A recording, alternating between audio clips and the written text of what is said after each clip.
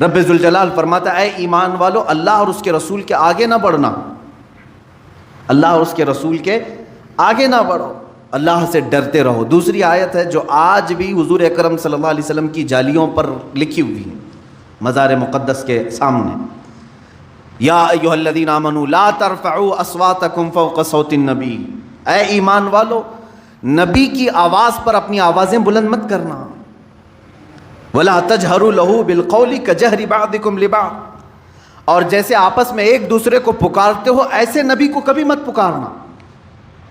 تم کسی کو بھی پکارتے ہو اے احمد، اے عبداللہ، اس طرح کبھی یا محمد نہ کہو، حضور کا نام لے کر کے اس طرح آپس میں جیسے دوسروں کو پکارتے ہو اسے نہ کرو، بلکہ حکم دیا گیا کہ جب بھی پکاریں تو یا رسول اللہ کہیں، یا حبیب اللہ کہیں، یا نبی اللہ کہیں، ان کے القابات سے پکارو، نام لے کر کے پکارنے کو منع کیا گیا۔ یہ بارگاہ رسالت معاب صلی اللہ علیہ وسلم کا ادب کوئی اور نہیں، خود خدائے قدیر و جبار سکھا رہا ہے۔ یہ آیت جو نازل ہوئی تھی وہ ایک صحابی کے متعلق، ثابت بن قیس رضی اللہ تعالیٰ عنہ، کانوں سے ان کو کم سنائی دیتا تھا، اونچا سننے کی عادت تھی، اور جس کے کانوں میں عذر ہو وہ تھوڑا بلند آواز سے بولتا ہے۔ آپ کو معلوم ہوگا کان اگر کم سنائی دیتے ہیں تو زور سے بولتا ہے، بات کرتا ہے۔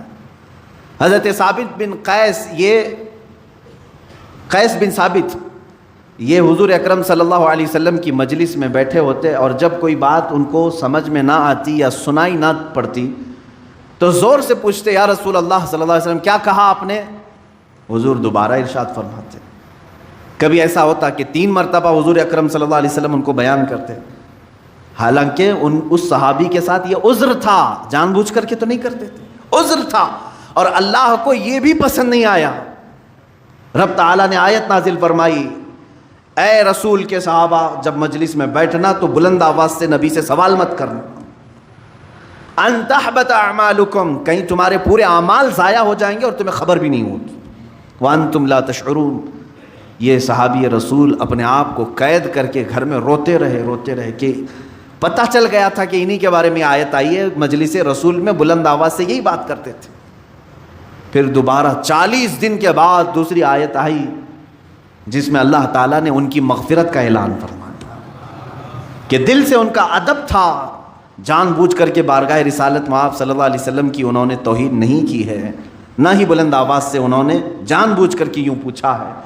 اللہ رب العزت نے انہیں معاف فرمایا، لیکن ساتھ ہی قیامت تک آنے والے مسلمانوں کو یہ تنبیہ کر دی گئی کہ اب نبی کونین صلی اللہ علیہ وسلم کی بات بھی چھڑ جائے، اے مسلمانوں ادب کا مظاہرہ کرو، ادب کا مظاہرہ۔ جب رسول کریم صلی اللہ علیہ وسلم کا تذکرہ خیر ہو رہا ہو اس وقت بھی مسلمانوں پر یہ واجب ہے کہ وہ ہمتن گوش ہو کر کے سنیں نبی کونین صلی اللہ علیہ وسلم کیا فرما رہے ہیں۔ یہ بارگاہ رسالت معاب صلی اللہ علیہ وسلم کے آداب میں کیوں بتا رہا ہوں میرے عزیزو؟ آج اسی بات کی ضرورت ہے، مسلمانوں کے دلوں سے اس بات کو ختم کرنے کی کوشش کی جا رہی ہے۔ بارگاہ نبوت علی صاحب الصلاۃ والسلام میں بے ادبی کر کے آج دنیا یہ سمجھ رہی ہے کہ ہم مسلمانوں کو اپنا ہم نوا بنا لیں گے۔ رسول کریم صلی اللہ تعالیٰ علیہ وسلم سے جو تمہارا تعلق ہے اس کو ہم رینیو کرتے رہیں گے۔ مجھ جیسے 1000 یہاں آئیں گے ممبر پر، اگر اس چراغ میں ہلکی سی بھی کمزوری آ گئی تو انشاءاللہ ممبر رسول سے اس میں پھر اضافے کی کوشش کی جاتی رہے گی۔ یہ نظام قیامت تک چلتا رہے گا انشاءاللہ۔ مسلمانوں کے دلوں میں عظمت مصطفیٰ کم نہیں ہونے دیا جائے گا، اس لیے کہ اللہ رب العزت اس نور مصطفیٰ کی حفاظت کا ضامن ہے۔ عزیزان گرامی، اللہ کے حبیب صلی اللہ تعالیٰ علیہ وسلم کا ذکر خیر ہو رہا ہو اس وقت مسلمانوں پر آج بھی واجب ہے۔ حضرت شاہ عبدالعزیز محدث دہلوی رحمۃ اللہ علیہ کے متعلق ایک بات روایات میں ملتی ہے کہ آپ مولود کی جب بھی محفل ہوتی تو بڑے ادب کے ساتھ حاضر ہو جاتے تھے۔ مولود سمجھ رہے ہیں نا، جس میں رسول کریم صلی اللہ علیہ وسلم کی ولادت پاک کا تذکرہ ہو رہا ہو، نعت ہو رہی ہو، حضور اکرم کی شان بیان کی جا رہی ہو، یہ مولود کی محفل اس کو کہتے ہیں۔ وہ ہمیشہ اس محفل میں ادب سے حاضر ہوتے۔ ایک مرتبہ اپنے گھر کے برآمدے میں یا گھر کے پاس بیٹھ کر کے وہ حقہ پی رہے تھے۔ حقہ منہ سے لگے، حقہ کو جانتے ہوں گے آپ، اس میں صرف دھواں ہوتا ہے، یہ ناجائز و حرام نہیں ہے، ورنہ علماء اس کا استعمال نہیں کرتے۔ حقہ نوشی فرما رہے تھے، تھوڑی دیر میں آپ کے کانوں میں مولود پاک کی آواز آئی. پڑوس میں کسی کے گھر میں میلاد شریف کی محفل ہو رہی تھی. آپ نے حقہ چھوڑ دیا, فوراً اٹھ کر کے بھاگ گئے اور جا کر کے مجلس میں بیٹھ گئے ادب سے. اور جب رسول کریم صلی اللہ علیہ وسلم کی اس میلاد کی محفل میں بیٹھتے تو آپ پر رقت طاری ہو جاتی تھی. آپ کی آنکھیں بند اور وجد میں آئے. تھوڑی ہی دیر میں آپ نے دیکھا رسول کریم صلی اللہ تعالیٰ علیہ وسلم کو مجلس پاک میں, لیکن اس حال میں کہ حضور صلی اللہ علیہ وسلم غضبناک ہیں, چہرے پر غصے کے آثار ہیں, چہرہ سرخ ہے. آپ ڈر گئے. اس محفل میں بیٹھے ہیں, ادھر میلاد کی محفل چل رہی ہے اور آپ نے کشف کیا, مراقبہ کیا. مجلس میلاد میں آپ کو حضور اکرم صلی اللہ علیہ وسلم کا سرخ چہرہ نظر آیا تو آپ نے ادب سے پوچھا, آقا مجھ سے کوئی توہین تو نہیں ہوئی, کچھ گستاخی تو نہ ہوئی؟ اللہ کے حبیب صلی اللہ تعالیٰ علیہ وسلم نے مخاطب کر کے ارشاد فرمایا, عبدالعزیز تمہیں حیا نہیں آتی, شرم نہیں آتی؟ حقے کا منہ لے کر کے میری مجلس میں چلے آئے, اسی منہ سے تم میری میلاد سننے کے لیے چلے آئے. میرے عزیزو, اللہ رب العزت کی بارگاہ میں اتنی نفاست حضور اکرم صلی اللہ علیہ وسلم کی بارگاہ کی رکھی گئی ہے, یہاں تک کہ حضرت ابو ایوب انصاری رضی اللہ تعالیٰ عنہ وہ میزبان رسول ہیں, حضور صلی اللہ تعالیٰ علیہ وسلم کو روزانہ کھانا لا کر کے دیتے تھے. کئی دن تک آپ دیکھ رہے تھے حضور صلی اللہ علیہ وسلم کھا نہیں رہے ہیں, کھانے کا برتن ویسے ہی واپس آ جاتا. آپ نے پوچھا, یا رسول اللہ صلی اللہ علیہ وسلم کوئی تکلیف ہے مجھ سے آپ کو, آپ کھانا تناول نہیں فرماتے؟ اللہ کے حبیب صلی اللہ علیہ وسلم نے فرمایا, اس میں لہسن زیادہ پڑا ہوا ہے اور مجھے لہسن کی بو پسند نہیں ہے. اللہ کے حبیب صلی اللہ علیہ وسلم نے یہ فرمایا. حضرت ابو ایوب انصاری اس برتن کو نکالے اور زندگی بھر کبھی آپ نے لہسن کو ہاتھ نہیں لگایا, کہ جس کی بو سے اللہ کے حبیب صلی اللہ تعالیٰ علیہ وسلم کی طبیعت پر گراں گزرتا ہو, اس طرح کا حلال پھل بھی, حلال سبزی بھی کھانا انہوں نے اپنے لیے روا نہیں رکھا. حالانکہ لہسن اور پیاز حرام نہیں ہے, لیکن وہ صحابی رسول فرماتے ہیں حرام تو نہیں مگر میرے محبوب کو اس کی بو پسند نہیں تو میں نے زندگی بھر ہاتھ نہیں لگایا. یہ جو تعلق تھا میرے عزیزوں, میں صحابہ اکرام کی زندگی سے آپ کو چند گوشے ان کی حیات کی جھلکیاں آپ کے سامنے رکھتا ہوں. اور آج آپ کو احساس ہونا چاہیے کہ اقبال نے جو کہا, جس شعر سے میں نے آج اپنے بیان کو شروع کیا ہے, آبروئے ماں زنام مصطفیٰ است, ہماری ساری عزتیں نام مصطفیٰ سے وابستہ ہیں. ان کے جو ہم غلام تھے خلق کے پیشوا رہے, ان سے پھرے جہاں پھرا پھر آئی کمی وقار میں. ہمارا سب کچھ اسی نام سے وابستہ ہے. درد دل مسلم مقام مصطفیٰ است, مسلمان کا دل اگر تڑپے تو نبی کونین صلی اللہ علیہ وسلم کے لیے تڑپے. اگر حضور اکرم صلی اللہ تعالیٰ علیہ وسلم کی محبت تمہارے قلب میں نہیں آئی ہے تو تمہارا ایمان بھی نہیں ہے. اس لیے کہ حضرت عمر فاروق رضی اللہ تعالیٰ عنہ جو عشرہ مبشرہ میں سے ہیں, امیر المومنین ہیں, خلیفہ رسول ہیں, حضور اکرم صلی اللہ علیہ وسلم کی بارگاہ میں آئے, کہا یا رسول اللہ صلی اللہ علیہ وسلم, میں اپنی دنیا کی ہر چیز سے زیادہ آپ سے محبت کرتا ہوں. میری اولاد, میرے ماں باپ, میرے مال متاع, سب چیزوں سے زیادہ میں آپ سے محبت کرتا ہوں, لیکن جان سے زیادہ نہیں. حضور اکرم صلی اللہ علیہ وسلم نے فرمایا, عمر تمہارا ایمان مکمل نہیں ہوا. کس کو کہا جا رہا ہے؟ عمر ابن خطاب رضی اللہ تعالیٰ عنہ کو, تمہارا ایمان مکمل نہیں ہوا. اسی دن حضرت عمر فاروق رضی اللہ تعالیٰ عنہ نے عرض کیا, آقا اگر اس سے ایمان ناقص رہتا ہے تو آپ گواہ ہو جائیں, آج سے میں اپنی جان سے زیادہ آپ سے محبت کرتا ہوں. جان سے زیادہ محبت کرنا یہ ایمان کی علامت ہے. لا یؤمن احدکم حتی اکون احب الیہ من والدہ وولدہ والناس اجمعین. میرے آقا فرماتے ہیں تم میں سے اس وقت تک کوئی مومن نہیں ہوگا جب تک وہ اپنی اولاد سے, اپنے ماں باپ سے اور تمام انسانوں سے زیادہ مجھ سے محبت کرنے نہ لگے, اس وقت تک وہ پورا مومن نہیں ہو سکتا. آج ہمیں پرکھ کر دیکھنے کی ضرورت ہے, کیا ہمارے اندر وہ ایمان ہے کمال کو پہنچا ہوا؟ ہم ہمارے بچوں کو ہاتھ لگانے سے کس طرح سے چڑ جاتے ہیں. ہمارے ماں اور ہمارے باپ کی شان میں اگر کوئی گستاخی کرے تو ہم اس کے ساتھ کیا معاملات کرتے ہیں, کیا سلوک کرتے ہیں, یہ سب کو معلوم ہے. اس کا مطلب یہ ہے کہ ہم اپنے رشتہ داروں پر آئی ہوئی کوئی بھی آفت کو برداشت نہیں کرتے. تو یہاں ایمان کو پرکھنے کی ضرورت ہے. نام مصطفیٰ پر اگر کسی نے کیچڑ اچھالا اور تم خاموش رہے تو اس کا مطلب ہے کہ ایمان کمال کو پہنچا ہی نہیں ہے. ایمان کسی کا کمال کو پہنچا نہیں ہے. جب تم اپنے ماں باپ پر کوئی بھی آفت برداشت نہیں کرتے تو اس کا مطلب ہے کہ نبی کو ابھی ماں باپ سے کم چاہتے ہو، اپنی اولاد سے کم چاہتے ہو۔ تمہارے مال کے متعلق اگر کوئی تانا مارے تو تم اس کا جواب دیتے ہو، اس کا مطلب ہے کہ نبی کونین صلی اللہ تعالیٰ علیہ وسلم سے ابھی مال سے کم محبت کرتے ہو۔ عزیزان گرامی وقار، میں سب کی بات نہیں کر رہا ہوں، جو میرے آقا صلی اللہ تعالیٰ علیہ وسلم کی عزت اور ناموس کے لیے کھڑا ہوا، چاہے حالات کیسے بھی ہوں، یہ اس کے ایمان کی علامت ہے۔ میں آج یہاں سے بیان کر رہا ہوں، مجھے ضرور معلوم ہے کہ جمعہ کا یہ مجمع اگرچہ مسجد میں محدود لوگ ہوتے ہوں، لیکن اس بیان کو ریکارڈ کر کے میں پوری عالم اسلام نہیں بلکہ پوری دنیا کو یہ پیغام دینا چاہتا ہوں، آبروئے ماں زنام مصطفیٰ، ہماری آبرو مصطفیٰ کریم صلی اللہ علیہ وسلم کے نام سے ہے، اور اگر تم نے اس طرف انگلی اٹھائی تو پھر ہمارا زمین پر جینا بھی بیکار ہے، ہم جواب دے کر کے رہیں گے۔ آج فرانس کی گورنمنٹ بھی خاموش بیٹھی ہے چارلی ہیبڈو نام سے، جو گستاخانہ خاکے بنانے کے لیے پوری دنیا میں اعلانات ہو رہے ہیں، یہ جان بوجھ کر کے ہوتے ہیں۔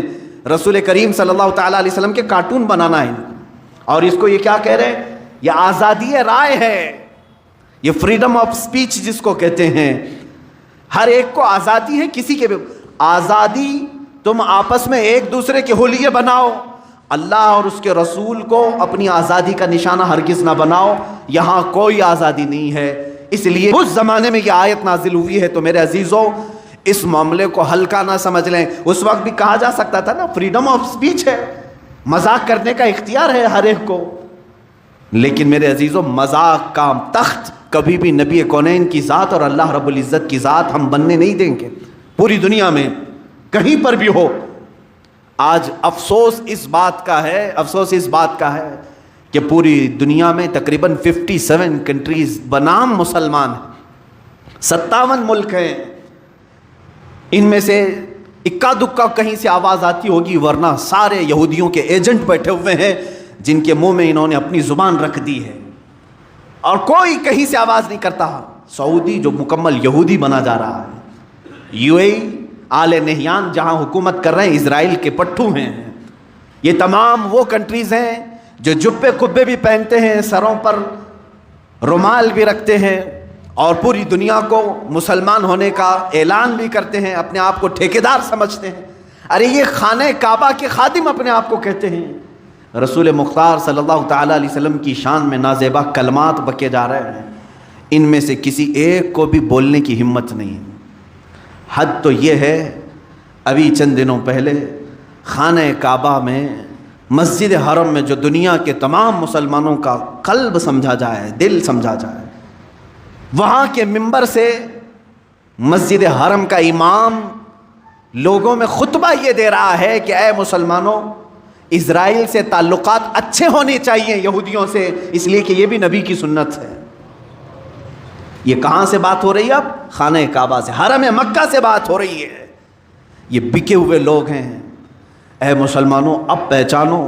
میں آپ کو ایک بات بتانا چاہوں گا، آپ لوگ یہ پہلے سے علماء پر تانا مارتے تھے، جب بھی کبھی یہاں سے سنی مسلمان مکہ مکرمہ جاتے ہیں، ان بدبخت وہابی علماء کے پیچھے نماز پڑھنے کا دل نہیں کرتا تھا، تو لوگ ہمیں پکڑ کر کہتے لاکھوں لوگ نماز پڑھ رہے ہیں، یہ ایک تم اپنی 1.5 انچ کی الگ مسجد بناؤ گے، ایک جماعت الگ لے کر کے تم نماز پڑھو گے؟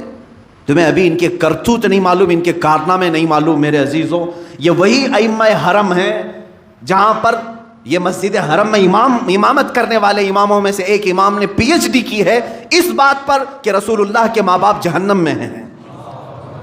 ان کی PhD ہوئی ہے اس بات پر، یہ تھیسس لکھ رہے ہیں اس بات پر۔ معاذ اللہ رب العالمین، آج پوری دنیا دیکھ رہی ہے اور سن رہی ہے۔ اگر عربی نہیں آتی تو ٹرانسلیشن سن کر کے دیکھو، مسجد حرم سے خطبہ دینے والا امام پورے مسلمانوں کو خطبہ دیتا ہے، یہ نہیں کہ مسجد حرم کے صرف مسلمانوں کو، پوری دنیا میں یہ لائیو سنا جاتا ہے اور پہنچایا جاتا ہے، اور وہاں سے یہ تنبیہ کی جا رہی ہے کہ اسرائیل سے تعلقات استوار ہونا چاہیے۔ یہ بولی کس کی؟ جو تخت پر بیٹھا ہوا ظالم نمرود ہے، اس نے جیسا کہا ویسے ہی امام بولنا پڑتا ہے۔ مسجد نبوی کا امام بھی وہی بولے گا، مسجد حرم کا امام بھی وہی بولے گا، اور جو بادشاہ کے خلاف جائے گا وہ جیل میں جائے گا۔ کئی علماء کو انہوں نے جیل میں ڈالا بھی ہے۔ ہو بہو یہی حال امارات میں ہے، مصر میں ہے اور بحرین میں ہے۔ یہ سب وہ کنٹریز کے نام میں لے رہا ہوں جن کو بنام مسلم سمجھتے ہیں۔ ایک بات یاد رکھ لینا، ہزاروں نہیں، لاکھوں نہیں، کروڑوں کی بھی بھیڑ ان کے ساتھ ہو، کبھی بھیڑ سے امپریس نہ ہونا، اس لیے کہ حق کی علامت بھیڑ نہیں ہے، حق کی علامت محبت مصطفیٰ ہے، حق کی علامت ناموس رسالت ہے۔ وہ چاہے ایک کے ساتھ ہو وہی حق پر ہے، لاکھوں اگر بھیڑ کہیں اور ہو۔ اس لیے کہ میرے آقا صلی اللہ علیہ وسلم نے فرمایا قیامت کے دن تم دیکھو گے کچھ نبی، صحابی کی بات نہیں، اولی کی بھی بات نہیں، عالم کی بھی بات نہیں کر رہا ہوں، نبی کی بات میرے آقا فرمانے، کئی نبی ایسے ہوں گے قیامت کے دن جو صرف ایک ہی امتی کے ساتھ آئیں گے، ان کا کل ملا کر کے ان کی زندگی میں ایک امتی بنا ہے، کسی کے ساتھ 2 امتی ہوں گے، کسی کے ساتھ 4 امتی ہوں گے۔ انبیاء کرام، نبی اس حال میں قیامت کے دن آئیں گے، ان کا ایک ماننے والا، کسی کے 2 ماننے والے۔ تو کیا یہ کہو گے کہ نبیوں کا ایک ہی ماننے والا ہے تو بھیڑ تو دوسری طرف تھی، بھیڑ دوسری طرف تھی۔ میرے عزیزو، یہ بھیڑ کو کبھی بھی معیار نہیں بنایا گیا، کسوٹی نہیں بنایا گیا اسلام میں، ورنہ بھیڑ کو کاؤنٹ کرنے جائیں تو جے جے کرنے والی پارٹیاں ہر میدان میں بھیڑ جمع کرتی ہیں، تو لوگ یہی سمجھنے لگ جائیں گے کہ میدان میں بھیڑ زیادہ ہے تو یہی حق پر ہوں گے۔ بھیڑ جمع کرنا حق ہونے کی علامت نہیں، حق ہونے کی علامت دل میں ناموس رسالت کا اور محبت مصطفیٰ کریم صلی اللہ تعالیٰ علیہ وسلم کا چراغ روشن ہونا ضروری ہے۔ اور میں آپ کو بتاتا ہوں، جن خبثائے زمانہ کی بات میں نے آج آپ کے سامنے کی ہے، یہ مردود زمانہ ہیں، نمرود زمانہ ہیں جو تخت پر بیٹھے ہوئے ہیں۔